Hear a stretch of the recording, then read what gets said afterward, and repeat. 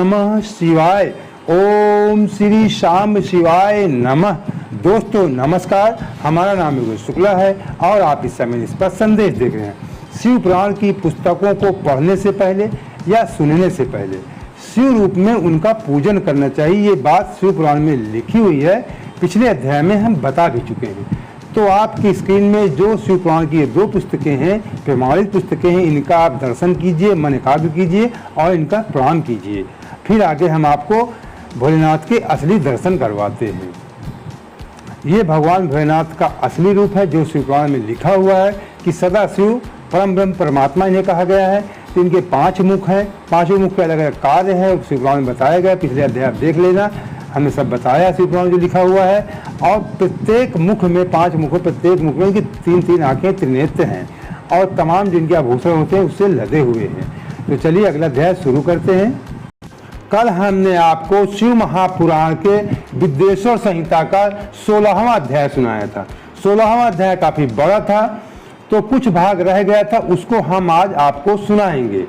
तो जो कुछ हमारे यहाँ लोक रीति में तमाम ऐसी धारणाएं लोगों की बनी हैं दिनों के संबंध में, वारों के वार मतलब दिन, तो वारों का निर्माण भगवान भोलेनाथ ने किया था। अब प्रत्येक वार के उनके जो स्वामी हैं उनका निर्माण किया, ग्रहों का और उनके देवताओं का पूजा पाठ का। तो अक्सर हम लोग यहाँ गलती करते हैं, जैसे बृहस्पतिवार को हम लोग मान लेते हैं कि भगवान विष्णु का दिन है, लेकिन भगवान विष्णु का बुधवार दिन है। एक पिछले अध्याय में बताया गया था, यहाँ तो नक्षत्र के हिसाब से बताया गया 16 अध्याय में, जो मैंने कल पढ़ा उसको आप देख लें। किसका बुधवारों को किया हुआ श्री विष्णु का, जैसे पूजन अच्छा होता है दही से। और बृहस्पतिवार को ब्रह्मा जी का, रविवार को शंकर जी का भी और सूर्य जी का भी अच्छा होता है। और शनिवार को त्रिनेत्रधारी रुद्र भगवान के उनका ही पूजन अच्छा होता है। तो इस तरह के जो दिनों के बारे में हमारी गलतफहमी है, जब पिछले 2-3 अध्याय आप देखेंगे तो आपको समझ में आ जाएगा। अब आज आपको हम दिखाते हैं जो 16वां अध्याय, कल हमने 16वां अध्याय यहाँ से ख़त्म किया था, आपको दिखा दें, थोड़ा जानना जरूरी है। नीचे अंडरलाइन किया, जो भोग की इच्छा रखने वाला है, यहाँ तक हमने आपको सुनाया था। आगे आपको सुना रहे हैं। हाँ, थोड़ी जान कुछ हमारे नए मित्र जो पहली बार शिव पुराण को देख रहे हों, उनको एक बात जानना बहुत जरूरी आज ही से, वो अति आवश्यक बात है कि जब मंदिर में, अधिकांश लोग मंदिरों में पूजा करने जाते हैं, शिवलिंग की पूजा करते हैं, तो शिवलिंग के सामने लोग ओम नमः शिवाय का जाप भी करते हैं। तो हम आपको एक जानकारी दे दें कि शिवलिंग माता पार्वती और भोलेनाथ दोनों का संयुक्त रूप है। ये शिव पुराण में लिखा हुआ, आज के अध्याय में आप समझ जाएंगे। तो ये दोनों का संयुक्त रूप है। और भगवान भोलेनाथ के मुख से पहला अक्षर प्रणव मंत्र ओम निकला था। तो पिछले अध्याय में बताया था कि शिवलिंग के सामने निराकार परम ब्रह्म है, ईश्वर है, गॉड है, अल्लाह, कुछ नाम से आप कह सकते हैं। जो ईश्वर शब्द आप इस्तेमाल करते हैं वो यही है, निराकार है, निर्विकार है। तो इनके सामने ओम मंत्र के जाप से पूजा करनी चाहिए। इस शिव पुराण में लिखा हुआ, शिवलिंग के सामने आप जाएं तो ओम मंत्र का जाप करके पूजा करें। और जब मूर्ति कोई उनका साकार रूप हो, साकार भोलेनाथ के 2 रूप, निराकार साकार, साकार मूर्ति को कहते हैं, या प्रतिमा कोई लगी हो सामने, उनके सामने आप ओम नमः शिवाय, केवल नमः शिवाय करके आप जाप करें। ये नियम है पूजा का भगवान भोलेनाथ का। तो नए लोगों के लिए जानना जरूरी था। तो चलिए अब शुरू करते हैं। लिखा हुआ, वह मनुष्य मार्गशीर्ष मास आने पर कम से कम 3 दिन भी उस काल में अवश्य देवताओं का पूजन करे और पौष मास को पूजन से खाली न जाने दे। उषा काल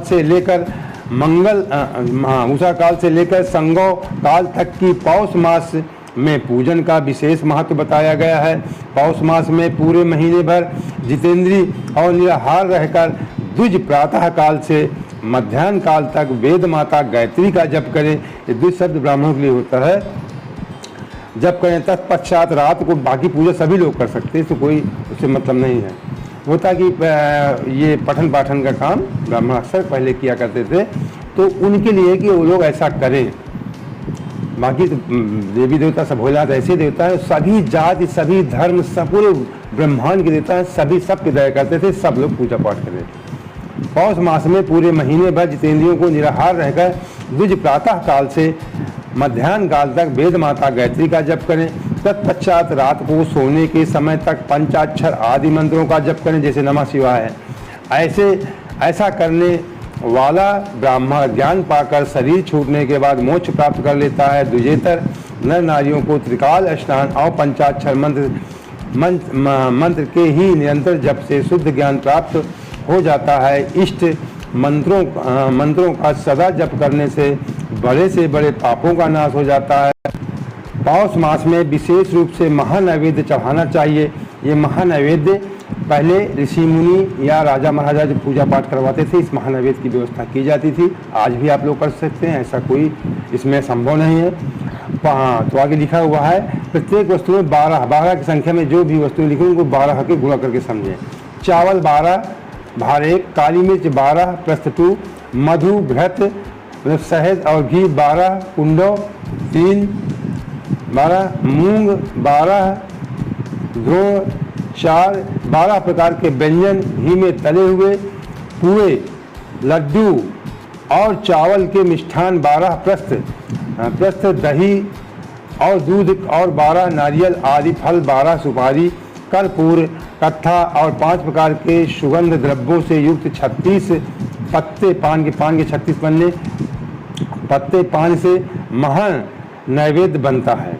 इस महानैवेद्य को देवताओं को अर्पण करके वर्ण अनुसार उस देवता के भक्तों को देना चाहिए। इस प्रकार से ओदन नैवेद्य से मनुष्य पृथ्वी पर राष्ट्र का स्वामी होता है। ऐसा नैवेद्य चढ़ाने से राष्ट्र का स्वामी बन जाता है। महानैवेद्य से दान से स्वर्ग प्राप्ति होती है। हे द्विजश्रेष्ठों, 1000 महानैवेद्यों के दान से सत्यलोक प्राप्त होता है और उस लोक में पूर्ण आयु प्राप्त होती है। एवं 30,000 महानैवेद्यों के दान से उसके ऊपर के लोगों की प्राप्ति होती है तथा पुनर्जन्म नहीं होता है। 36,000 महानैवेद्यों को जन्म वेद कहा गया है। उतने ही नैवेद्यों का दान महापूर्ण कहलाता है। महापूर्ण नैवेद्य ही जन्म नैवेद्य कहा गया है। जन्म नैवेद्य के दान से पुनर्जन्म नहीं होता है। कार्तिक मास में संक्रांति, व्यतिपात, जन्म नक्षत्र, पूर्णिमा आदि किसी पवित्र दिन को नैवेद्य चढ़ाना चाहिए। संवत्सर के प्रारंभिक दिन में भी उत्तम जन्म नैवेद्य का अर्पण करना चाहिए। किसी अन्य महीने में भी जन्म नक्षत्र के पूर्ण योग के दिन तथा अधिक पुण्य योगों के मिलने पर धीरे धीरे 36,000 महानैवेद्य अर्पण करें। जन्म नैवेद्य के दान से जन्मार्पण का फल प्राप्त होता है। जन्मार्पण से प्रसन्न होकर भगवान शंकर अपना सायुज्य प्रदान करते हैं। इसलिए इस जन्म नैवेद्य को शिव को ही अर्पण करना चाहिए। योनि और लिंग के रूप में विराजमान शिव जन्म को देने वाले, योनि और लिंग के रूप में दोनों को संयुक्त रूप, मैंने बताया ना अभी आपको कि दोनों के संयुक्त रूप से विराजमान शिव जन्म को देने वाले हैं। अतः पुनर्जन्म की निवृत्ति के लिए जन्म नैवेद्य से शिव की पूजा करनी चाहिए। सदा सारा चराचर जगत बिंदु नाद स्वरूप है। ये पूरा चराचर जगत जो ब्रह्म आप विश्व देख रहे हैं, ये नाद स्वरूप है। बिंदु शक्ति है, नाद शिव है। ये नाद स्वरूप पूरा जो जगत है उसमें बिंदु शक्ति है, नाद शिव है। इस तरह जगत शिव और शक्ति स्वरूप ही, यहाँ इस तरह यह जगत शिव और शक्ति स्वरूप, यह पूरा जगत ही शक्ति और शिव और शक्ति स्वरूप, पूरा जगत ही उनके द्वारा है। नाद बिंदु का और बिंदु इस जगत का, नाद बिंदु का और बिंदु इस जगत का आधार है। बहुत अच्छी बात समझ लीजिए। नाद बिंदु का, जो नाद जो है वो बिंदु का, यानी शक्ति का जो नाद है वो शक्ति का, और बिंदु इस जगत का आधार है। मतलब बिंदु का आधार नाद है, यानी शिव है, शक्ति का आधार शिव है, और इस जगत का आधार शक्ति है। कहने का मतलब बिंदु इस जगत के आधार है। ये बिंदु और नाद, शक्ति और शिव, ठीक, बिंदु शक्ति, नाद शिव, शक्ति और शिव संपूर्ण जगत के आधार स्वरूप से स्थित, संपूर्ण जगत के आधार स्वरूप से स्थित है। मतलब बिंदु नाद बिंदु का है, मतलब बिंदु के शक्ति के आधार नाद है, शिव है, और इस जगत की आधार बिंदु है, यानी शक्ति है। दोनों मिला के वही हो जाता है। इसीलिए आधार रूप से स्थित है। बिंदु और नाद से युक्त सब कुछ शिव स्वरूप है, क्योंकि वही सब का आधार है। ये सब मिला के वो सब पूरे जगत का आधार है। वो आधार में आधेय का समावेश अथवा लय होता है। यही समलीकरण है। इस समलीकरण की स्थिति से ही सृष्टि काल में जगत का प्रादुर्भाव होता है। इसमें संशय नहीं है। शिवलिंग बिंदुनाद स्वरूप है। शिवलिंग जो है बिंदुनाद स्वरूप है, मतलब शक्ति और शिव स्वरूप है। बिंदुनाद स्वरूप शिवलिंग है, अतः उसे जगत का कारण बताया जाता है। शिवलिंग को जगत का कारण बताया। बिंदु देवी है और नाद शिव, इन दोनों के संयुक्त रूप ही शिवलिंग कहलाता है। मतलब शिव और शक्ति का संयुक्त रूप जो है वो शिवलिंग कहलाता है, ये समझ लीजिए आप। अतः जन्म के संकट से छुटकारा पाने के लिए शिवलिंग की पूजा करनी चाहिए। बिंदु रूपा देवी उमा, मतलब माता पार्वती, उमा माता है और नाद स्वरूप भगवान शिव पिता हैं। माता पिता का संयुक्त रूप है माता पार्वती, भोलेनाथ का संयुक्त रूप है शिवलिंग। जगन्नाथ स्वरूप भगवान शिव पिता है। इन माता पिता के पूजित होने से परमानंद की प्राप्ति होती है। अतः परमानंद का लाभ लेने के लिए शिवलिंग का विशेष रूप से पूजन करें। हर जगह शिवलिंग का विशेष महत्व बताया। मतलब साकार भोलेनाथ के साकार रूप मूर्ति प्रतिमा से अच्छा है, ज़्यादा श्रेष्ठ है शिवलिंग का पूजन करना। शिवलिंग का विशेष पूजन करना चाहिए, जरूर करना चाहिए सभी को। साकार रूप की अपेक्षा साकार रूप में भी उनका वही रूप है, करना चाहिए, लेकिन ज़्यादा जो महत्व बताया गया है शिवलिंग का। वे देवी उमा जगत की माता है और भगवान शिव जगत के पिता है। मतलब माता पार्वती जगत की माता है और भगवान शिव जगत की, ऐसे भी आप लोग जानते हो जगत माता पिता कहा जाता है माता पार्वती और भोलेनाथ शिव को जगत माता। वही ये इसका बताया गया शिवलिंग में वो समाहित है। जो इनकी सेवा करता है उस पुत्र पर इन दोनों माता पिता की कृपा नित्य अधिकाधिक बढ़ती रहती है। वे पूज कर कृपा करके उसे अपना आंतरिक ऐश्वर्य प्रदान करते हैं। अतः हे मुनीश्वरों, आंतरिक आनंद की प्राप्ति के लिए शिवलिंग को माता पिता का स्वरूप मानकर, शिवलिंग की पूजा को माता पिता का स्वरूप मान लें, उसकी पूजा करनी चाहिए। भर्ग शिव, जो भर्ग है वो शिव है, पुरुष है, और भर्गा शिव और शक्ति, मतलब भर्ग शब्द जो है वो शिव के लिए इस्तेमाल है, पुरुष है। अब भर्गा शिव और शक्ति प्रकृति कहलाती हैं। अक्सर मैं कहा करता हूँ कि ये प्रकृति है ये पूरी माता पार्वती शिव है, इनको संचालित करें। भगवान भोलेनाथ शिव है, पुरुष रूप में है वो शिव है। एक प्रकृति पूरी शक्ति है, माता पार्वती का रूप है पूरी प्रकृति जो आप देखते हैं। ये प्रकृति से प्रेम करना चाहिए। पिछले अध्याय में बताया भी गया है कि वृक्षों को, पेड़ों को जल देना, आप उनको शिवलिंग के रूप में उनको पूजें। जो जीव जंतु हैं उनको भी आप शिवलिंग के रूप में पूजें। ये पिछले शिव पुराण में बताया गया है। सभी शिव का रूप है। शिव अथवा शक्ति प्रकृति कहलाती है। अव्यक्त आंतरिक अधिष्ठान रूप गर्भ को पुरुष कहते हैं। शुभ आंतरिक अधिष्ठान गर्भ को प्रकृति, पुरुष आदि गर्भ है, वह प्रकृति रूप गर्भ से युक्त होने के कारण गर्भवान है, क्योंकि वही प्रकृति का जनक है।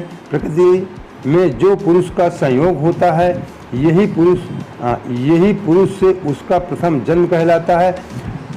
पुरुष और प्रकृति का मिलन, यहीं पे लिखा हुआ, प्रकृति से जो पुरुष का संयोग होता है यही पुरुष से उसका प्रथम जन्म कहलाता है। इसी से पुरुषों की जो मानव की उत्पत्ति हुई है, पुरुष और प्रकृति के मिलन से, मतलब एक तरह से जगत माता पिता भगवान भोलेनाथ से सब कुछ उत्पत्ति है। अव्यक्त प्रकृति से महत्वादि के क्रम से जो जगत का व्यक्त होना है यही उसकी प्रकृति का द्वितीय जन्म कहलाता है। जीव पुरुष से ही बार बार जन्म और मृत्यु को प्राप्त होता है। माया द्वारा अन्य रूप से प्रकट किया जाना ही उसका जन्म कहलाता है। जीव का शरीर जन्म काल से ही जीर्ण क्षय भाव विकारों से युक्त होने लगता है, इसलिए उसे जीव यह संज्ञा दी गई है। जो जन्म लेता है विविध पाशों द्वारा बंधन में पड़ता है उसका नाम जीव है। जन्म और बंधन जीव शब्द का ही अर्थ है। जन्म और बंधन जीव शब्द का ही अर्थ है। अतः जन्म मृत्यु रूपी बंधन की निवृत्ति के लिए जन्म के अधिष्ठान भूत माता पितृ स्वरूप शिवलिंग का भली भांति पूजन करना चाहिए। माता पिता के रूप में शिवलिंग है उनका पूजन करना चाहिए जन्म मृत्यु से, बंधन से मुक्ति के लिए।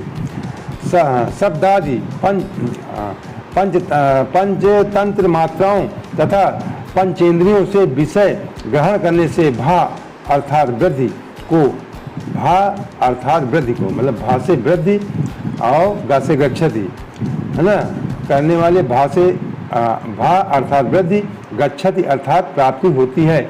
इसलिए भग शब्द का अर्थ प्रकृति है। जो लोग भग का कहते हैं तो भग का जो अर्थ है वो प्रकृति, प्रकृति मतलब माता पार्वती है।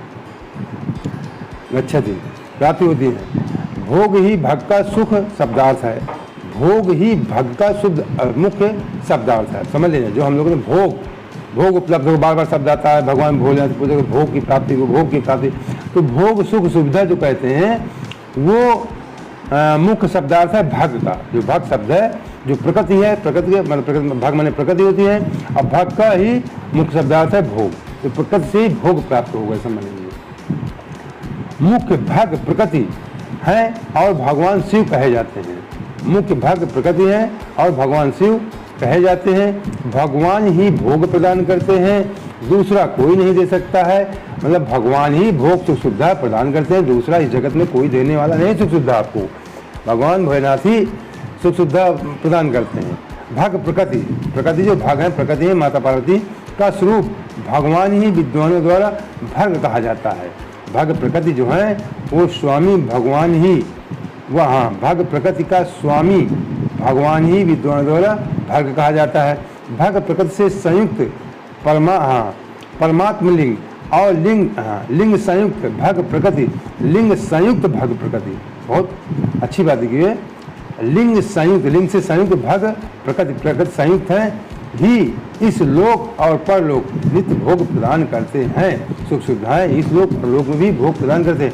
अतः भगवान महादेव के शिवलिंग की पूजा करनी चाहिए। समझ लीजिए, माता पिता के रूप में, मतलब माता प्रकृति पार्वती और जगत पिता शिव के, इनको शिवलिंग के रूप में दोनों का पूजन हो जाता है। दोनों का पूजन हो जाता है। एक सेकेंड, थोड़ा आगे निकल गया लगता है, मैं पीछे कर दूं, आप भ्रमित मत होना। तो हाथ लग गया है, हाँ ये लिखा हुआ है, देखा ये भाग्य, अभी मैं आपको समझा रहा था, मान तो ये भाग्य वही चीज़ आ गई, भाव वाली बात। हाँ ये नीचे, ये पूजन शिवलिंग की पूजा करनी चाहिए। हाँ, संसार को उत्पन्न करने वाले सूर्य हैं। ये बहुत ही बारीक शब्द है, इसको समझना चाहिए। संसार को उत्पन्न करने वाले सूर्य हैं और उत्पन्न करने का कारण जगत ही उनका प्रत्यक्ष चिन्ह है। इसीलिए उनका एक नाम भग भी है। पुरुष को लिंग के में जगत उत्पन्न करने वाले लिंगी की ही पूजा करनी चाहिए।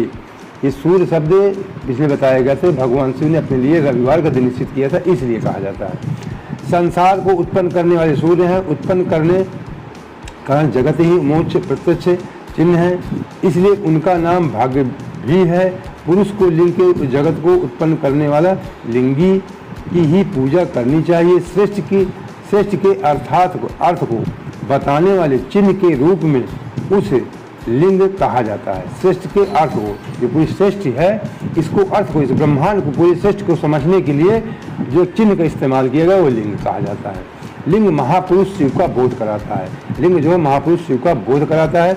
इस प्रकार शिव और शक्ति के मिलन के प्रतीक, जो शिव और शक्ति का मिलन का प्रतीक है शिवलिंग, प्रतीक को ही शिवलिंग कहा गया है, उसी को शिवलिंग कहा जाता है। शिव माता पार्वती भोलेनाथ के मिलन को, शक्ति और शिव के मिलन को जो एक चिन्ह बनाया गया है और शिवलिंग के रूप में, उसे ही शिवलिंग कहा जाता है।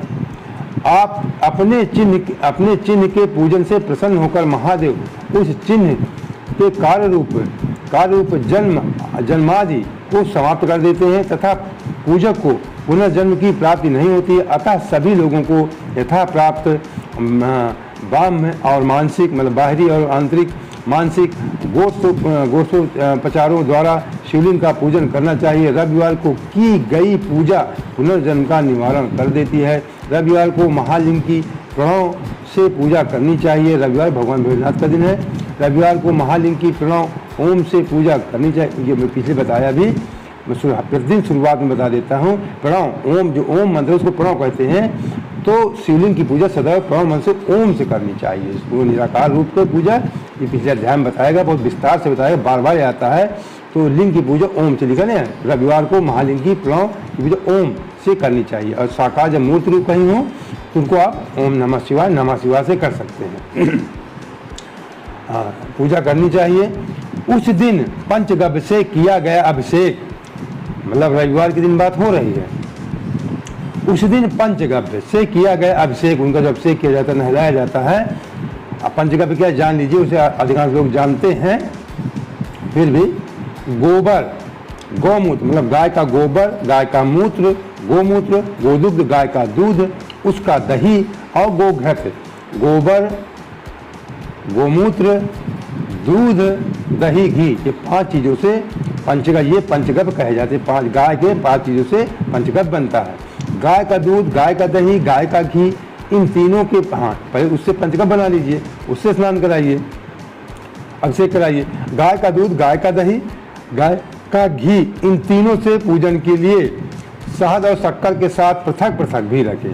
दूध, दही और घी को चीनी और शक्कर के साथ, मतलब शहद और चीनी के साथ मिला करके अलग अलग मात्रा में भी इनको अलग से रखें। इन सबको मिलाकर सम्मिलित रूप से पंचामृत भी तैयार, इस सबको मिला के पंचामृत, चंद्रमृत या पंचामृत कहते हैं, जब तैयार कर लें। इनके द्वारा शिवलिंग का अभिषेक, इसके द्वारा पंचामृत के द्वारा भी शिवलिंग का अभिषेक में स्नान कराएं।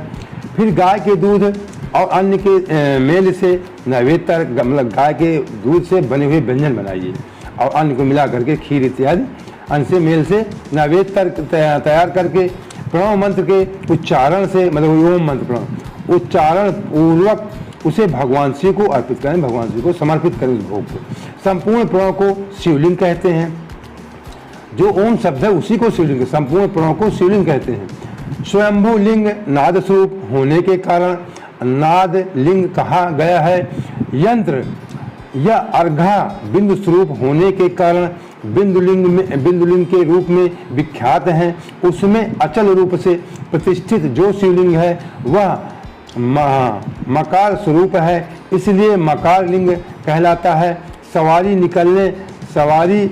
निकालने आदि के लिए जो चार लिंग होता है वह उकार स्वरूप होने से उकार लिंग कहा गया है। तथा पूजा की दीक्षा देने वाले जो गुरु आचार्य हैं उनका विग्रह आकार का प्रतीक होने से आकार लिंग माना गया है। इस प्रकार प्रणव में प्रतिष्ठित आकार, उकार, मकार, बिंदु, नाद और ध्वनि के रूप में लिंग के 6 भेद हैं। इन 6 लिंगों की नित्य पूजा करने से साधक जीवन मुक्त हो जाता है, इसमें संशय नहीं है। थोड़ा रिपीट कर दूं मैं आपको, आप भी भ्रमित नहीं हो जाएंगे। ये यहाँ पे जो बताया गया है, इसलिए मकार लिंग कहा जाता है। ये इनको कौन सा रूप कहा जाता है? बिंदु स्वरूप होने का बिंदु लिंग कहा जाता है। ये तो ऊपर की बात है। नाद बिंदु के बारे में आप बता चुके हैं। बिंदु माता शक्ति का रूप है, नाद भोलेनाथ का रूप है। उसमें अचल रूप से प्रतिष्ठित शिवलिंग, जो शिवलिंग है वह मकार स्वरूप है। वो मकार स्वरूप जो अचल जो शिवलिंग है वो मकार स्वरूप है, इसलिए मकार लिंग भी कहलाता है। सवारी निकलने आदि, जो कभी कभी सवारी निकाला जाता है आदि के लिए जो 4 लिंग होता है उसे उकार स्वरूप कहते हैं। 4 लिंग का उकार स्वरूप कैसे उकार लिंग भी कहा गया है शिवलिंग को। तथा पूजा की दीक्षा देने वाले, जो पूजा की दीक्षा देते हैं, जिनमें जो गुरु, जो आपके गुरु है, आचार्य हैं, जो गुरु आचार्य हैं, उनका विग्रह आकार, जिनका आकार है प्रतीक होने से आकार लिंग गुरु के रूप में है, तो आकार लिंग उनको माना गया है। इस प्रकार प्रणव के प्रतिष्ठित आकार, उकार, मकार, बिंदु, नाद और ध्वनि के रूप में, ध्वनि प्रणव का शब्द आता है, प्रणव को भी लिंग समझना चाहिए, तो ध्वनि ओम शब्द वो भी लिंग के रूप में है। ध्वनि के रूप में लिंग के 6 भेद हैं। इन 6 लिंगों की नित्य पूजा करने से साधक जीवन मुक्त हो जाता है, इसमें संशय नहीं है। भक्ति पूर्वक की गई शिव पूजा मनुष्य को पुनर्जन्म से छुटकारा दिलाती है। रुद्राक्ष धारण से 1/4, अगर आप रुद्राक्ष पहनते हैं तो 1/4 भक्ति पूर्व, मतलब इतनी पूजा का फल मिलता है। रुद्राक्ष धारण से 1/4, विभूति भस्म धारण से आधा, अगर रुद्राक्ष आप धारण करते हैं तो 1/4 आपको भोजन का फल मिल रहा है। अगर विभूति भस्म लगाते हैं तो आधा फल मिलता है। मंत्र जप से 3/4, मतलब 3 हिस्सा आपको फल मिल रहा है। और पूजा से पूर्ण फल प्राप्त होता है। पूजा से पूर्ण फल प्राप्त होता है। पूजा करते हैं तो पूर्ण फल प्राप्त होता है। फिर रुद्राक्ष आप पहने तो उससे भी 1/4 फल आपको मिल रहा है। भक्त लगाते हैं तो आधा फल आपको मिल रहा है। और मंत्र जप से 3/4 मंत्र जप से होता है। पूजा से पूर्ण फल प्राप्त होता है। शिवलिंग और शिव भक्त की पूजा करके मनुष्य मोक्ष प्राप्त करता है। शिवलिंग और शिव भक्त की मतलब जो सिद्धि प्राप्त की हो, जो परम भक्त उस भोलेनाथ का शिव का, उसकी भी पूजा करनी चाहिए। तो शिवलिंग और शिव भक्त की पूजा करके मनुष्य मोक्ष प्राप्त करता है। हे दुजो, जो इस अध्याय को ध्यानपूर्वक पढ़ता और सुनता है, उसकी शिव भक्ति सुदृढ़ होकर बढ़ती रहती है।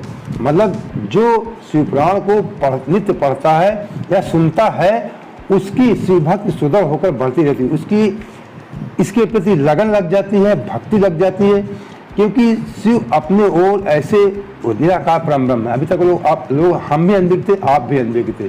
जब इसको आप पढ़ लेंगे तो तमाम तरह के जाति धर्म में सब भेद से, आप धर्म से बंधन से मुक्त हो जाएंगे कि सब कुछ शिव है, सर्वव्याप्त शिव है, पूरे ब्रह्मांड में शिव व्याप्त है। किन्हीं भी नाम से आप पूजा करेंगे, सभी देवी जो किसी भी रूप में पूजा करते हैं, सब शिव को प्राप्त हो, सब शिव से उत्पत्ति, ब्रह्मांड की, प्रकृति की।